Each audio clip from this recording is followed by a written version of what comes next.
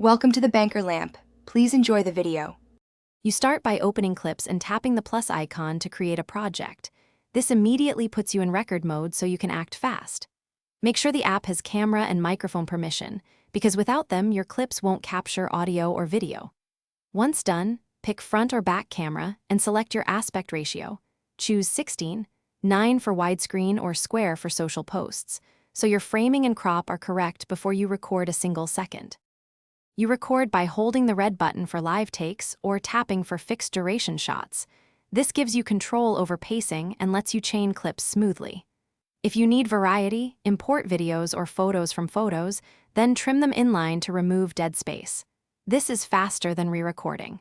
Once clips are placed, add music, filters, stickers, and live titles. Make sure to adjust each clip's audio level, so voice and music balance. You finish by previewing the timeline and dragging clips to rearrange their order until the flow feels natural.